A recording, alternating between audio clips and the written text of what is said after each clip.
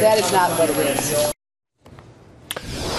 Now, this is the first time Hillary Clinton actually has verbally responded about her email probe. You saw it right there. It's obviously starting to get under her skin because it's being now a criminal investigation.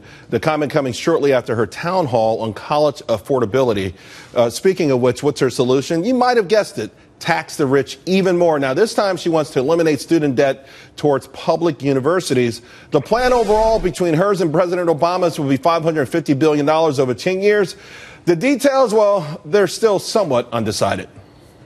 Imagine someone goes out there and they work really hard, they work through the system, they get to a point where they're considered rich.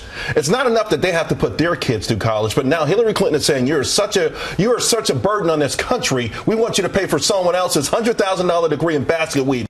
Right.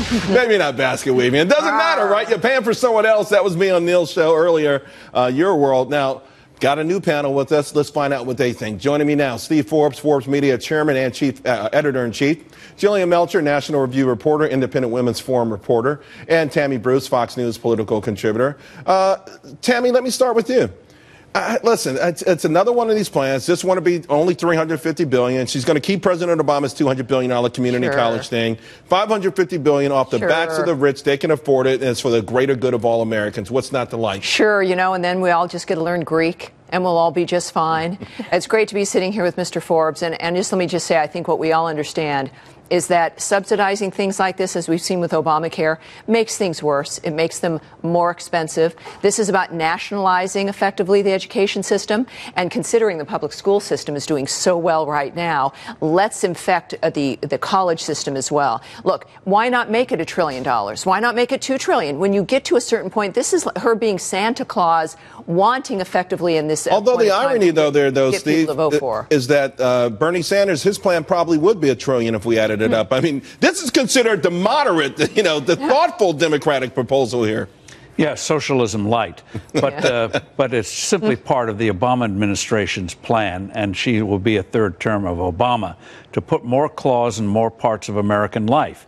Higher education already is in the thrall of the federal bureaucracy. If they send a letter to a college saying, we suggest, that's a command. You don't even have to go through the regulatory process anymore. This will make higher education more of a subsidiary of the federal government, and you know what that means in terms of curriculum and what our students are going to get in the classroom.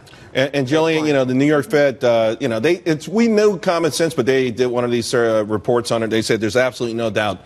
The massive government aid is one of the primary reasons we've had a massive increase in tuition. Hillary Clinton talks nothing about tuition, which is going to go up because there's just going to be more government aid. That means fewer poor people really honestly will get an education or a chance at an education. Yeah, this is throwing money into a system and expecting it to fix everything. But I think, that increase in college prices is not the only perverse incentive built into this.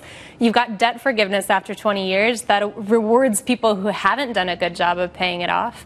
On top of that, you've got the community college plan, which we know puts more federal control in place, gives those community colleges less power to work with their students and their ground level administrators.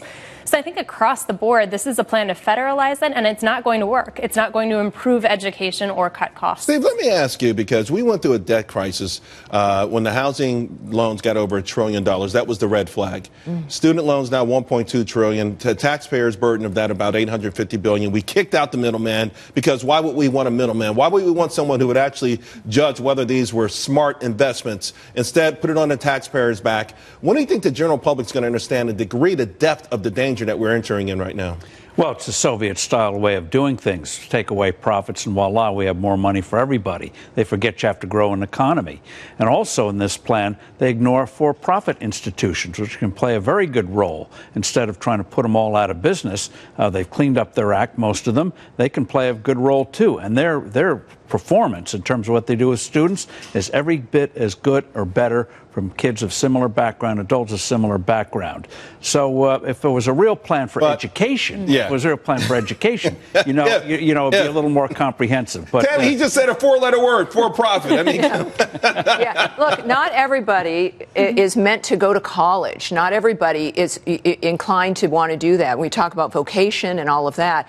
One of the elements of her plan is to make sure that everybody gets a degree. It has nothing to do, though, with education, right? So you can be moved through the system, you pay a certain amount of money, you get a piece of paper, but it completely ignores the standards of what's going to get you that degree. We've seen what a piece of paper means for New York public schools now. It's terrible. I mean, really, these kids are unprepared. It's really a sin, honestly, in my mind, how woefully unprepared these kids are, and yet we throw so much money at it. Money is not the issue. It's really all about power. It's all about power. Thanks a lot.